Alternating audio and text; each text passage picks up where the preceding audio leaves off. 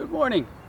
In this quick episode, we finish up the mechanical portion of this phase 1 restoration of the Vanagon. Get after the shift linkage, the brakes, go for a quick test drive, visit my buddy Jamie at Orchid Euro, and then finally get this thing out on the road and start enjoying it. Got a little window of opportunity here, so let's crawl under the van and get back after the exhaust. Hopefully I've got enough time to finish the job and get this baby back on the ground.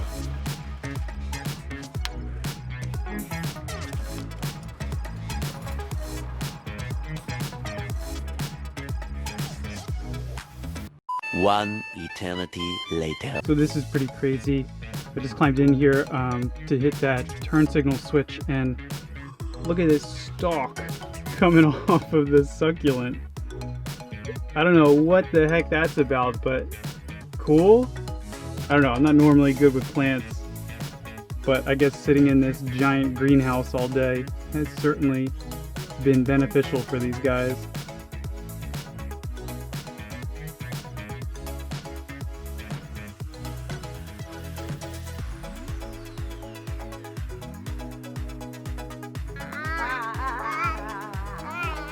We had the whole gang out here with just all the variety of different tools to try and get these axle nuts off.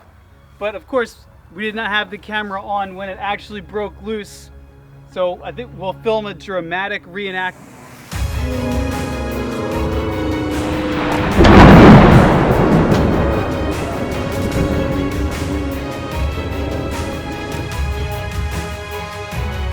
Hello and welcome back. It's a couple days later, and it's time to put these shoes and drum brakes back together. It's a couple days later because I ran into a couple issues getting the new wheel cylinder put together. Well, not put together, but just installed.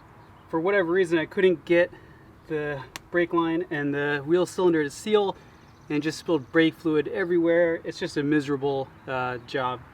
But that's sorted out now. Little pro tip, your local car parts store has pre-made brake hard lines in a variety of different sizes, and it's actually so much easier to just buy those in the length that you need. For Volkswagens, most of the time it's a bubble flare that you're looking for, and a M10 by 1 fitting, and it just works. It's so easy. You put it together. In my case, it was a little bit long, so I had to give it a little extra curly Q bend, but it works. It's perfect, and everything fits together now, and we're ready to put this back together. This isn't exactly a how-to guide. It's more like a how I'm doing it guide. So a couple things might be left out here and there, but the general gist of it is putting this back together. Obviously, you need your new brake shoes. Usually a spring kit makes it life much easier, because 9 out of 10 times the stuff in here is rusted to shit anyway. So get yourself a new spring kit. They're a couple bucks. A variety of pliers and screwdrivers and hammers. There are dedicated spring pliers for this job. I don't have those, so hopefully these work. A cooler to sit on, and hopefully it's fully stocked with something cold. And most importantly, your service manual, which tells you the correct orientation of the springs. That is super important, because it's very easy to put the wrong spring in backwards or in the wrong place, especially with these. Let's dive into it. Oh, and one last thing I forgot. Since I'm working with springs, it might be overkill, but whenever I'm doing that, I pop on the safety glasses. I'm not trying to lose an eye if something goes flinging off somewhere.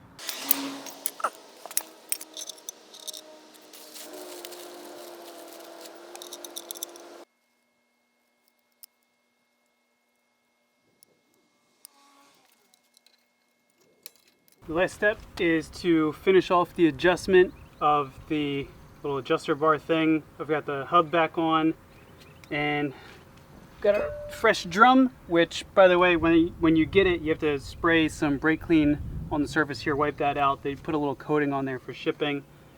But yeah, let's line it up, and hopefully this thing pops on.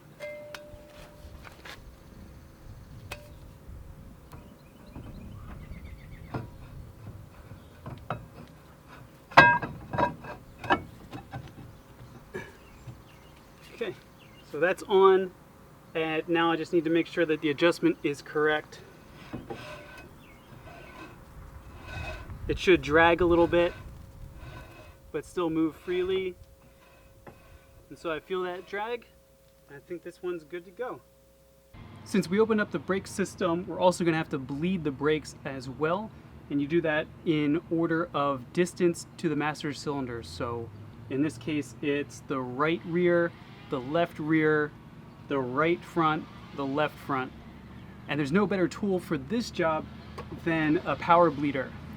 A lot of times when you're bleeding brakes, you got to go ask for typically your wife to come in, press the brake pedal 100 times, and it doesn't really end up good for anybody.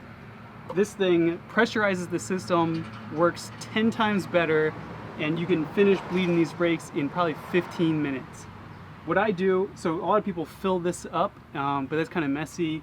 What I do is just top off the reservoir, pump this up to about 5 or 10 psi, and then I can go ahead and start bleeding those calipers, or in this case, the rear wheel cylinders.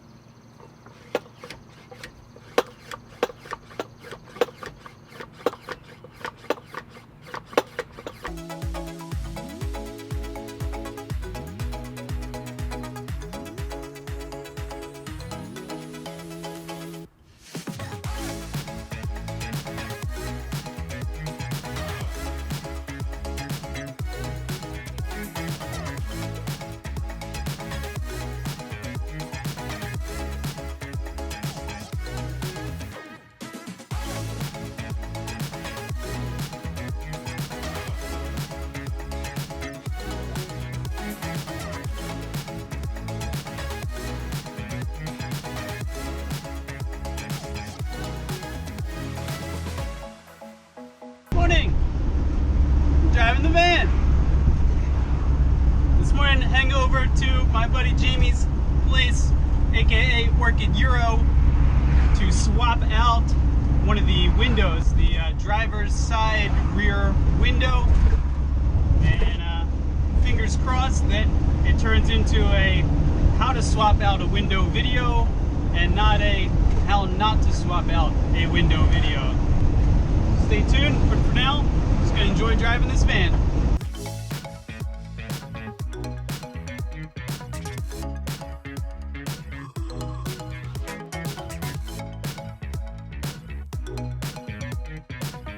And it is nice and hot out. Plan is, got that donor window out. Now put that one in our van, put the old one or the not as good one back in this van, because this shell is gonna be available for sale soon. Let's put the card there if you're interested in it.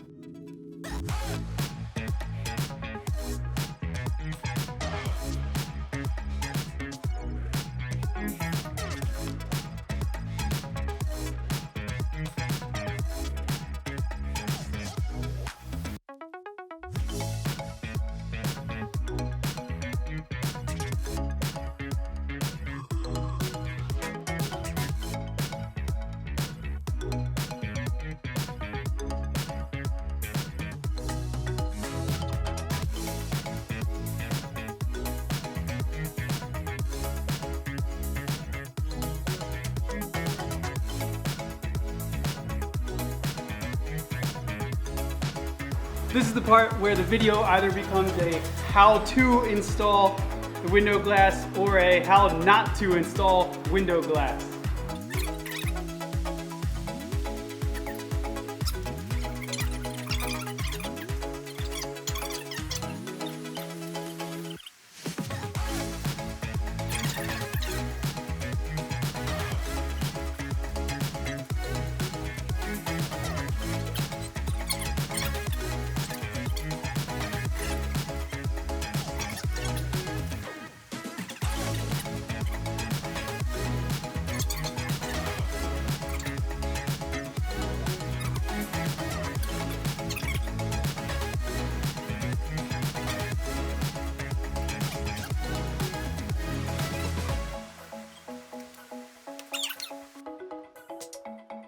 One final thing that I worked on and knocked out pretty easily was just an adjustment to the shift linkage.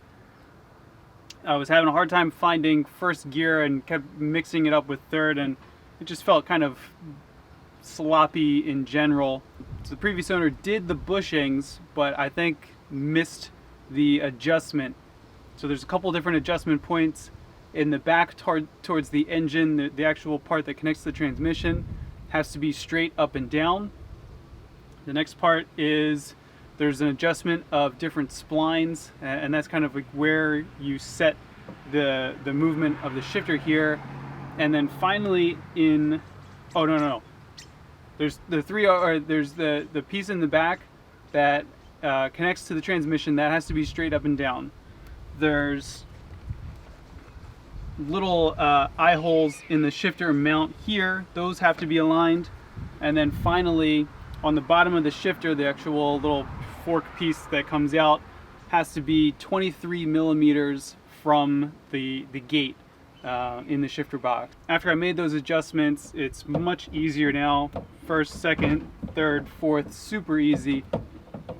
So I can just slam these gears, no more granny shifting, not double clutching like you should. Well guys, I think we're at a good point here. Got the axle nuts undone, thankfully. Rear brakes figured out, sorted out. Got the rear piece of glass replaced.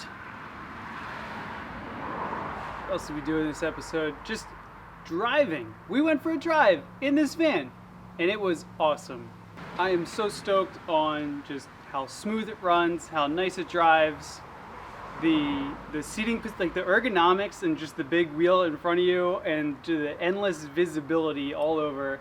It just feels good. It's fun. This is fun to drive, and I cannot wait to get the family out. They're itching. They ask me every day if it's ready, and we are ready. We are ready for a family drive, maybe a little quick spot out to, I don't know, about a camp or a pond or a lake or something. We're gonna go use the van.